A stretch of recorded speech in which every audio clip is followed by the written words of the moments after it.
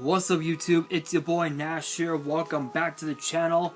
And as you guys can tell by the book and the title of the video, yes, I'm going to be giving you guys my predictions for WWE's Crown Jewel Premium Live event. Now, if you guys missed out on my video from this morning at the time that I'm doing this video, which is Tuesday, November 1st, you will know that I said that I was going to be doing this video today for a couple reasons. One is because there's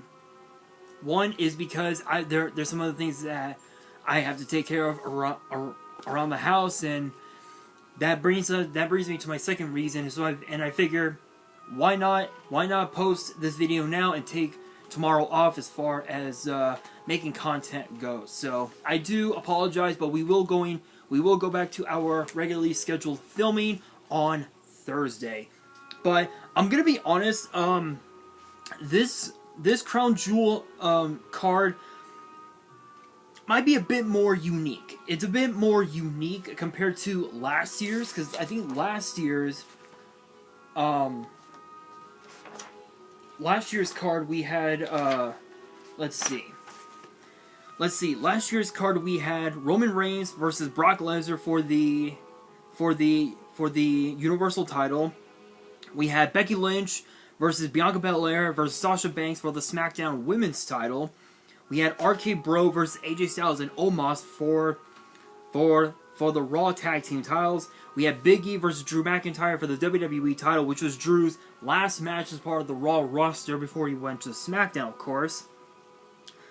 We had Bobby Lashley versus Goldberg in a no-hold barred match. Edge and Seth Rollins inside Hell in a Cell. Mustafa Ali against Mansoor, or I guess now Mansoor, I guess.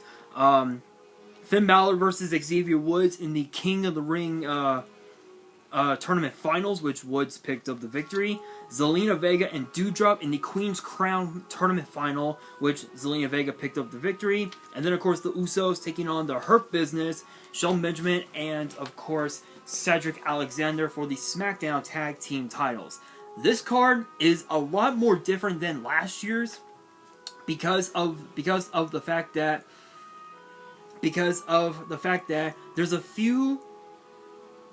there are several superstars that are on this card. They're going to be making their debuts. They're going to be making their WWE debut in Saudi Arabia, which is going to be historic. So we have exactly 1, 2, 3, 4 titles on the line, including this first one that I'm going to be talking about that was actually announced today on social media. So hopefully you guys are ready for this prediction video. If you guys are, and you guys want to see more prediction videos in the future, make sure you guys smash that thumbs up button, subscribe to the channel, turn on the notification bell, and follow me on my social media. Links will be in the description below. And of course, as always, if you guys have any fan mail that you guys want to send me, and you guys want me to open it up on the channel, all the info will be in the description as well. And don't forget to check out the community tab here on the channel. My very first post is still up, so make sure you guys check it out if you haven't not done so already. So let's kick it off, obviously, with the rematch from last night's main event for the women's tag team titles between the newly crowned champions Alexa Bliss and Asuka, taking on the former champions Damage Controls, Io Sky, and Dakota Kai. This is interesting because obviously we know that both Io Sky and Asuka were once a part of a faction from their days competing in Japan. We know that Dakota Kai is a world traveled superstar, and Alexa Bliss is a multi-time women's champion in WWE. That right there brings in probably one of the most unique matches we've had when it comes to women's tag team wrestling. And I'm going to be honest, this is going to be interesting because we know that later on in the show, Bianca Belair will be defending her Raw Women's title against Bayley in a last woman standing match, which we'll get to that here in just a bit.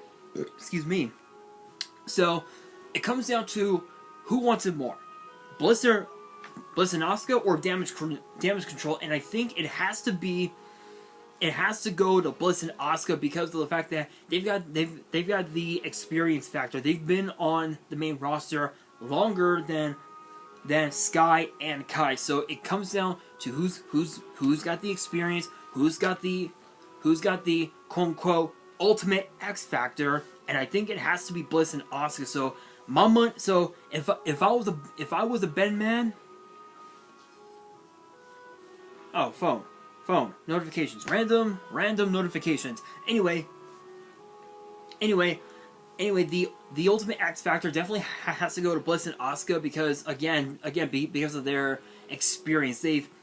They've teamed up together several times in the past. They've been rivals. They battled over championships over the years, and one of their most notable championship matches was at WrestleMania inside the Performance Center, where it was Nikki Cross and Alexa Bliss taking on the Kabuki Warriors, Asuka and Kairi Sane. So I gotta give this one to Bliss and Asuka.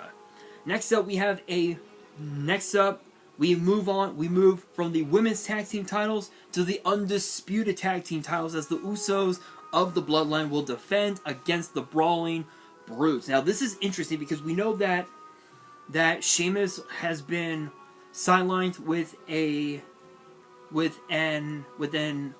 arm injury, and not only that, we also found out on social media that he got married. So shout outs to Sheamus and his newlywed wife. Cheers to you, mate. And obviously, even with the quote unquote injury, Butch and Ridge are still pissed off, so they are going to do whatever they can to take the titles off of the Usos. But keep in mind of three things. Number one, the Usos have been on top of their game over the course of the last year, year and a half. So that means that right there means that more pressure is being put on them than it is on the Brawling Brutes. And number two, their big X factor are Sami Zayn and Solo Sikoa. But unfortunately, due to some unique circumstances, I don't know what the hell it is. I don't know what it is. Apparently, Sami Zayn isn't allowed to be in Saudi Arabia. Why? I couldn't tell you. I don't know. I don't know anything about that. I don't know. But Solo Sikoa is going to be is going to play a very interesting factor with that matchup. But the other thing is that the Brawling Brutes could very well use Jey Uso's mental state to his to their advantage, because apparently, according to Sami Zayn, Jey Uso hasn't been feeling oozy as of late. I don't know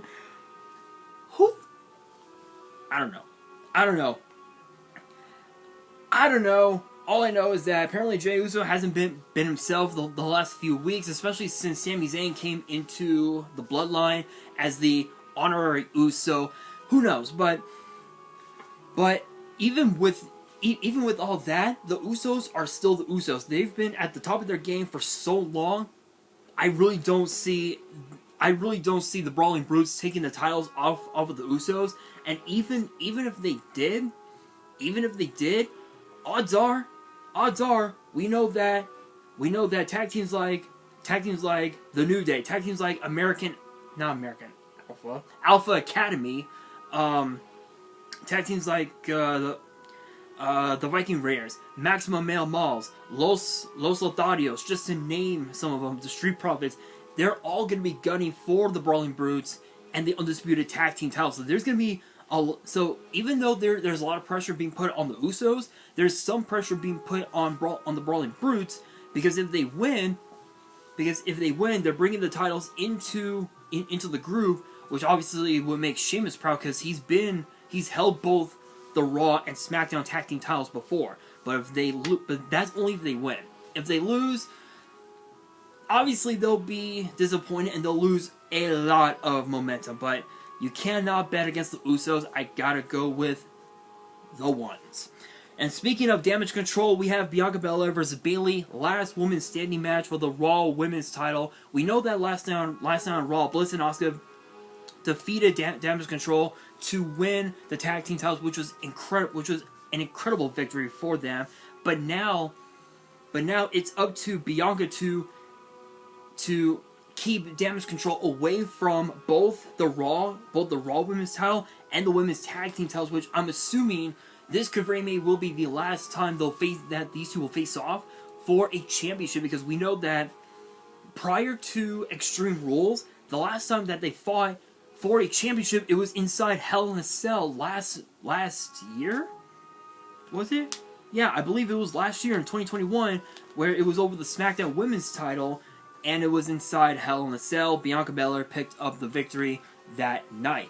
This is a little more different, if you will, because both these women they know each other so well in the ring. It's hard to predict who wins it, because obviously both these women have been a part of matches similar to this, similar to Last Woman Standing. Bayley.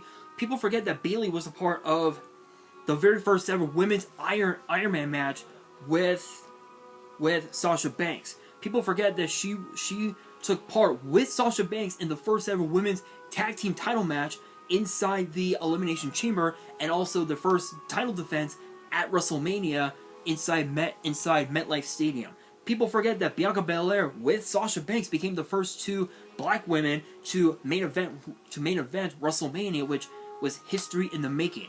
Both these women are history makers, but Crown Jewel is going to be a career-defining moment for one of them, and I think it has to go to Bayley because of the experience, because of the fact that she's made more history in WWE than Bianca Belair. And I'm not saying that because just because. I'm saying it because these are facts. You look at Bayley, she's won Money in the Bank. She's won the NXT Women's title, the Raw Women's title, the SmackDown Women's title, the Women's Tag Team title. She's practically the ultimate Grand Slam champion in WWE. The only other accolade she's never done was win the Royal Rumble like Bianca Belair, whereas opposed to Bianca, she's won the Royal Rumble, she's won the Raw Women's title, she's won the SmackDown Women's title, she's challenged for the NXT Women's title on numerous occasions, and this Saturday at Crown Jewel, it comes down to who wants it more, and I think it has to go to Bayley. So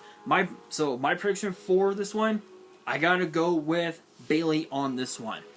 Next up, we got Drew McIntyre versus Karrion Kross inside a steel cage. This is interesting because you look at both these guys. Both Drew and Kross are former NXT champions. They dominated NXT with an iron fist when they were a part of NXT, and we know that both men they both got fired. They both came back a certain amount of time later. I think Kross came back, what was that, like a little over a year later. Drew came back about 3, maybe 4. I want to say about 4 years later, 5 years later. After that, but aside from that, they're both world-renowned champions everywhere they go. It doesn't matter what promotion they go to. Everywhere they go, boom, champion, easy.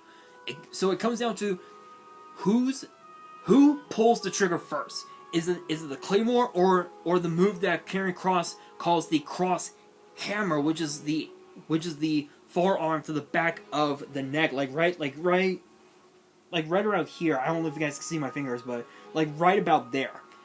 It comes down to who pulls the trigger first. Honestly, this is one that I cannot call because of the fact that both McIntyre and Kross have, as I said, have been champions before in NXT, but the only difference is that Drew McIntyre is a 2-time WWE champion. He's a 2-time tag team champion. He's a United States, not a U.S. champion, a former Intercontinental champion, and a Royal Rumble winner as well.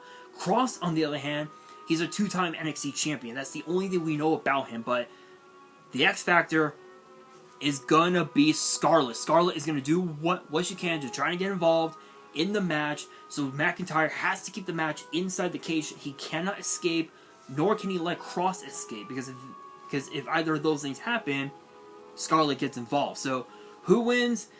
This is one I can't predict, but if I were to make a prediction, which in this case I can't, but if I had to pick one, I gotta go. I would have to say Karrion Kross because of the fact that he has Scarlett in his corner. But but since we're on the topic of Big E, because I mentioned Big E at the top of the video, so if you guys know, he always makes a joke, and he always said, and it's been used as a joke on Raw and SmackDown, 2 big meaty men slapping meat. This time is no different, because we got the Nigerian giant Omos and the monster of all monsters, Braun Strowman. And we have another one that I will get to here in just a bit. But this is unique because Omos is a former Raw Tag Team Champion. Omos is a former Raw Tag Team Champion. Braun Strowman is a 2-time Raw Tag Team Champion, a former Universal Champion, a former Intercontinental Champion, and won the greatest Royal Rumble back in 2018 that had 50 men in it, which was insane. And he's had quite a bit of success in WWE before he got fired sometime last year, I believe in the summer of last year in 2021. But now, of course, now Braun Strowman's back, and he's 10 times more dangerous than we had ever seen him before. But Omos is just ass. So it comes down to who's more stronger, Braun Strowman or Omos? I don't know. This is kind of a hard one because you look at Omos, 7'4", I think it was like 7'3", 400 pounds. Braun Strowman is like damn near 7 feet, 340 pounds. Lost a lot of weight since he got fired from WWE, and I don't know, man. I don't know, guys. This one is gonna be a match no one will ever forget, but I gotta go with Omos just because of the fact that he's a bit more stronger than Braun Strowman in my personal opinion. Just saying. But you want to talk about 2 big meaty men slapping meat? This one is gonna be just that. We got the Beast Brock Lesnar and the Almighty Bobby Lashley, a rematch. Hang on, guys. I just got a text. Hang on.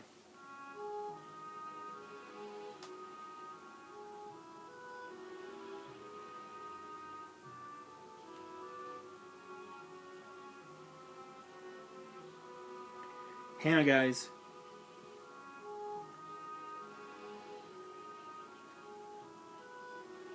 There we go.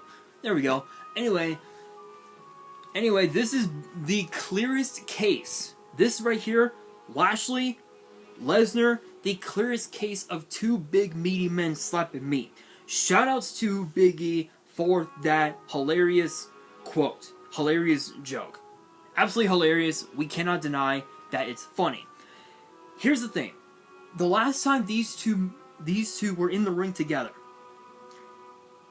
it was at the Royal Rumble this past January. One-on-one. This does not count for the Elimination Chamber match for the WWE title, because Lashley was under concussion protocol and he was out of action for several weeks.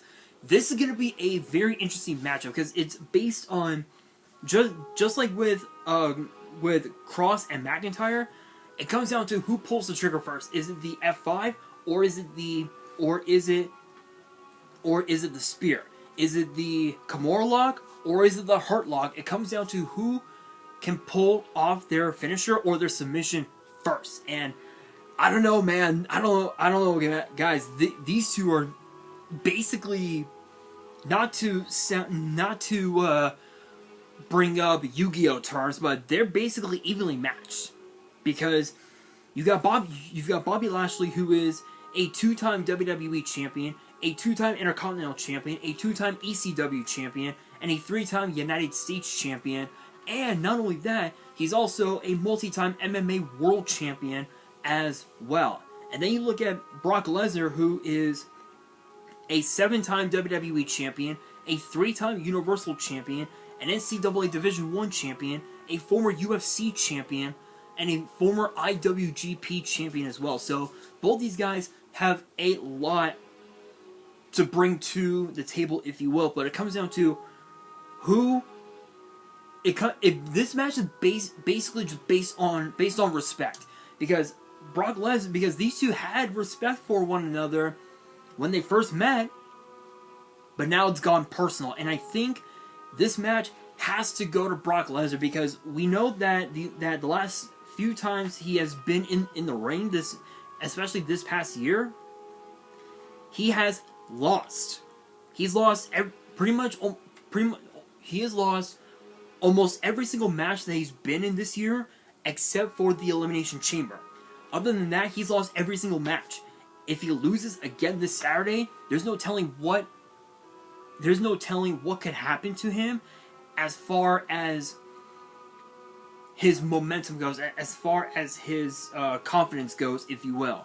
And it's the same thing with Bobby Lashley. He's won quite a large handful of matches since coming back to WWE from being under concussion protocol at WrestleMania against Omos. So there's a lot there's a lot of pressure between these guys, but I gotta go with the Beast Brock Lesnar.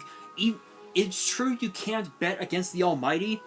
You cannot also bet against the Beast as well, because Brock Lesnar has been in the business longer than Bobby Lashley, because Lashley came into WWE in 2005. Lesnar came into WWE 4 years prior to Bobby Lashley. So Lesnar definitely has the edge in this one. And since we're on the topic of the term edge, we've got the OC versus the Judgment Day. This is interesting because Gallows and Anderson, they've been back for a few weeks, and despite having a few losses against the Judgment Day, they've had a few victories as well. In fact, people forget that Gallows and Anderson teamed up with Cameron Grimes several weeks ago on NXT to take on Schism, and now we know that Schism has Ava Raine, which is The Rock's daughter, in their group, which is crazy. But it comes down to what is the big problem. It's the Rhea problem. We know that the OC has a Rhea problem, and they need to figure it out. And I don't know. The only other person I can think of that would want to stop the Rhea problem, I think, would probably have to be Beth Phoenix, based on what happened at Extreme Rules, but I could be wrong. But here's the thing, Rhea Ripley is going to be a huge problem for the OC, and if they don't find somebody to back the OC up for Crown Jewel this Saturday, Judgment Day is going to win. So I'm putting my money on the Judgment Day in this matchup. And now we move on into the main event, which is probably going to be considered the biggest match of all time. Roman Reigns, Logan Paul for the Undisputed Universal title. Here's the thing. Roman Reigns, he's been champion for 2 years. Logan Paul, 2 matches. First one, teaming up with The Miz against the Mysterios. Second match, facing off against The Miz at SummerSlam. Both matches he won. This one might be just a little bit different, because Logan Paul is stepping into the deep water that is Roman Reigns. That is the quote-unquote island of relevancy, if you will. And everyone knows that Logan Paul has had several boxing matches throughout his entire social media career. He's been in the ring with, I think, who was it, Floyd Mayweather, and I think let's see. I think Manny Pacquiao? Was it? I don't know. I don't. Or no, that might be Jake Paul. So he's been in the ring with as far as boxing goes, he's been in the ring with Floyd Money Mayweather, who I believe is a WWE Hall of Famer. He's been in the ring with KSI. I believe he's been in the ring with Mike Tyson. And of course, too, we know that last week,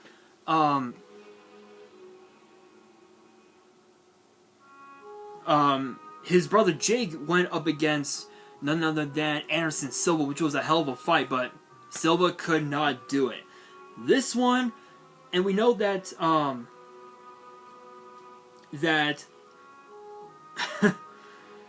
Mike Tyson, the WWE Hall of Famer, went up against Logan Paul back in February of this year, which was insane. And I think Logan Paul took that one. So Logan Paul has a lot of experience when it comes to being a fighter, but he even mentioned himself in the press conference several weeks ago in Vegas that he is a wrestler. He wrestled in high school and in college, so he knows a thing or two about wrestling. But so it comes down to who can pull it off first.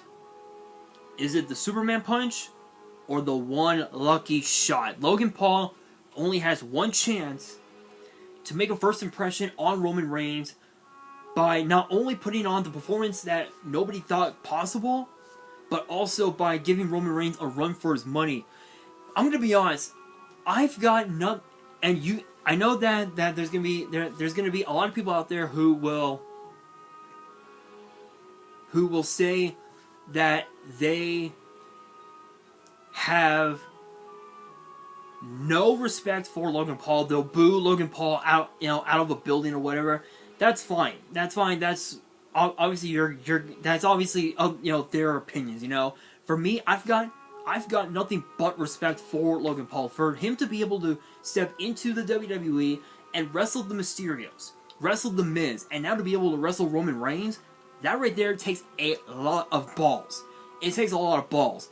But this is Roman Reigns we're talking about here. Roman Reigns, just like the Usos, Roman Reigns is at the top of his game right now. For the last 2 years, he's been dominant. Despite having the Bloodline bail him out, he's been pretty dominant. So it comes down to who needs him more. Roman Reigns, he doesn't need this match. He didn't want this match to begin with, but yet he's doing it anyway because he's contractually obligated to defend his undisputed title against someone the likes of Logan Paul. If it was someone against, like, say, I'll say Omos. Let's say that. If it was against someone like Omos, then obviously Roman Reigns will hype him up and then just beat him down. He did not hype up Logan Paul for shit these last several weeks, this last month. So, obviously Logan Paul has a lot to prove, but in the end, that one lucky shot might not be enough to take down Roman Reigns. I'm sticking with the man himself. I am sticking with your winner and still undisputed champion Roman Reigns. But that brings me to the question of the day. Among the card as it sits now, what are your guys' predictions for Crown Jewel? Let me know down in the comments below. And that will do it for today's video. Hopefully you guys enjoyed. If you did, make sure you guys smash that thumbs up button. If you guys are new to the channel and you guys want more premium live events, predictions in the future, make sure you guys subscribe to the channel, turn on the notification bell, and follow me on my social media. The links will be in the description below. And of course, as always, if you guys have any fan mail you guys want to send me, and you guys want me to open it up on the channel, all the info will be in the description as well. And on that, this is your boy Nash, signing out.